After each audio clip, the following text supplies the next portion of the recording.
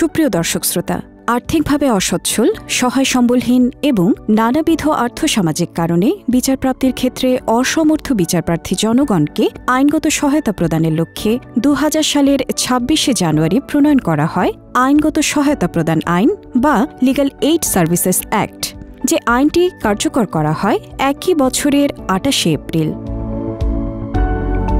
উক্ত আইন মোতাবেক কতিপয় ব্যক্তি সুপ্রিম কোর্টে মামলা দায়ের করতে পারেন বিনামূল্যে কিংবা সরকারি খরচে। অবাক হচ্ছেন দর্শক? অবাক হওয়ার কথাই বটে।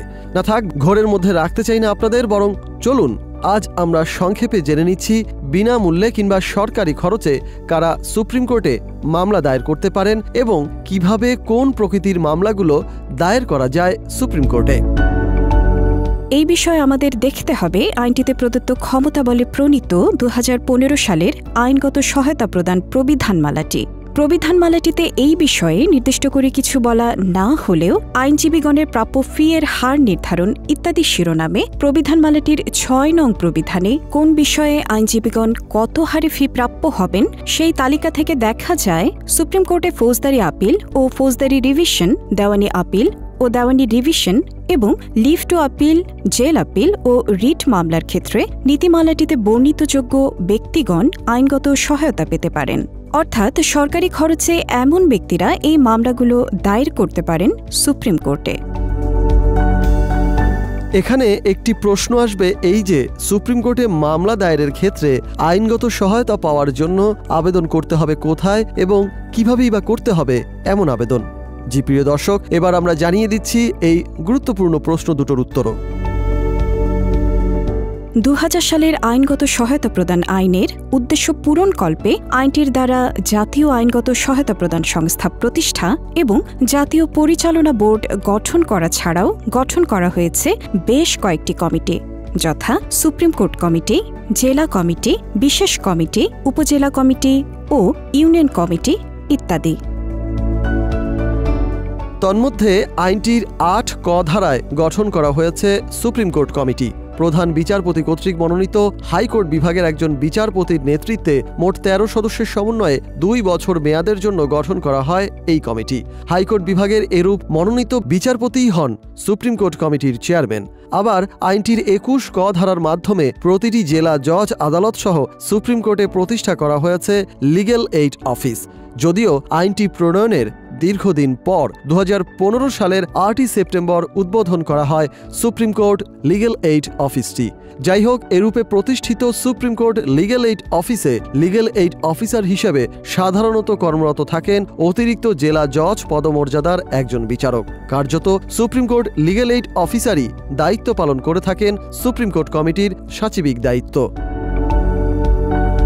যাই হোক, আইনগত সহায়তার জন্য আবেদন শিরোনামে আইনটির ১৬ ধারায় বলা হয়েছে, এই আইনের অধীন আইনগত সহায়তার জন্য সকল আবেদন সুপ্রিম কোর্ট কমিটি, জেলা কমিটি বা বিশেষ কমিটির নিকট পেশ করতে হবে।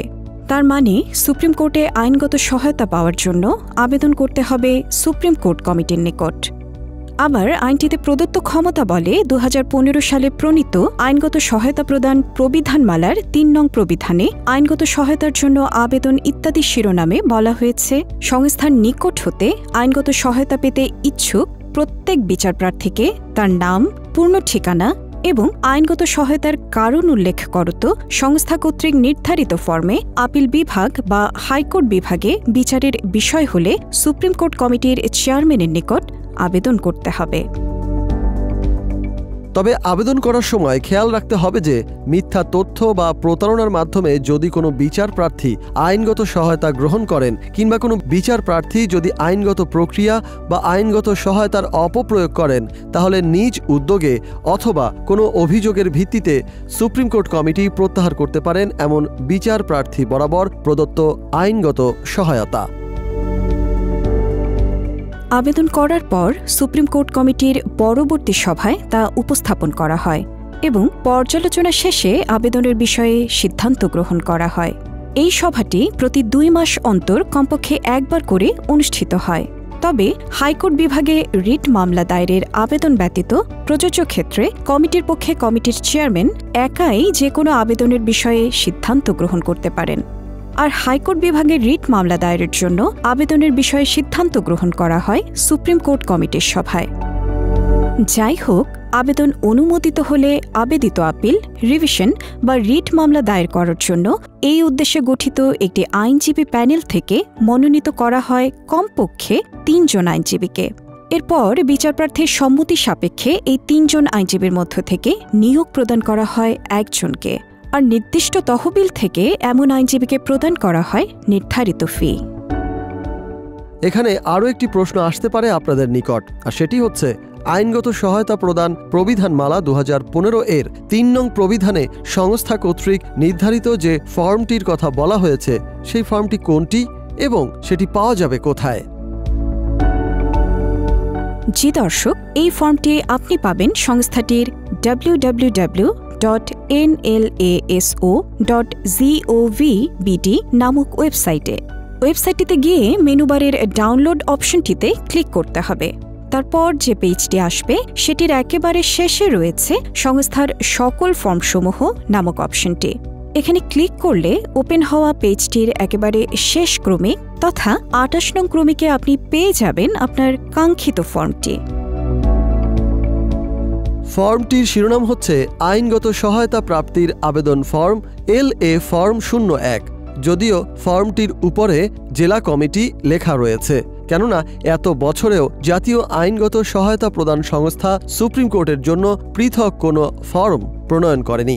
অর্থাৎ সুপ্রিম কোর্টে মামলা দায়েরের ক্ষেত্রে আইনগত সহায়তা পাওয়ার জন্য আপনাকে আবেদন করতে হবে এই ফর্মটির মাধ্যমেই।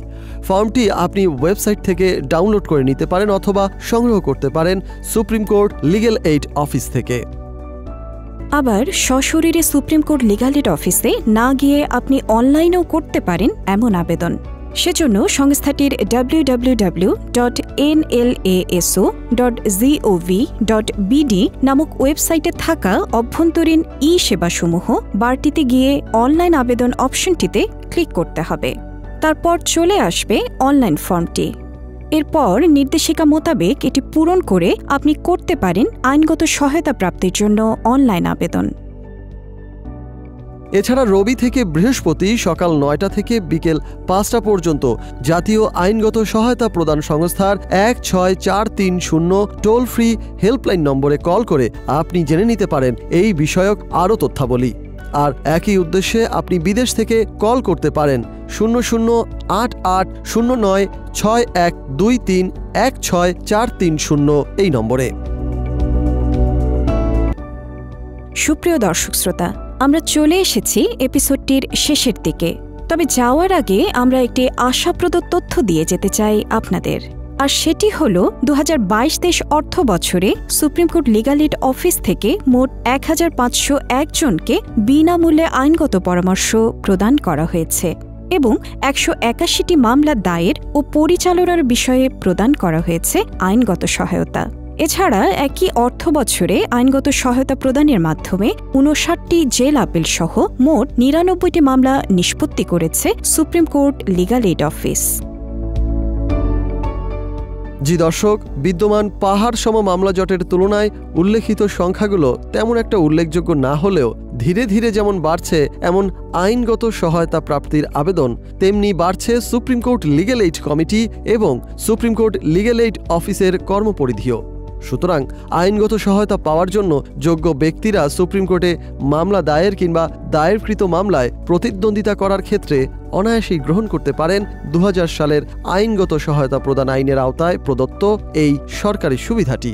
আর তার মাধ্যমে আপনিও পেতে পারেন বিনামূল্যে বা সরকারি খরচায় আপনার প্রত্যাশিত আইনি প্রতিকার।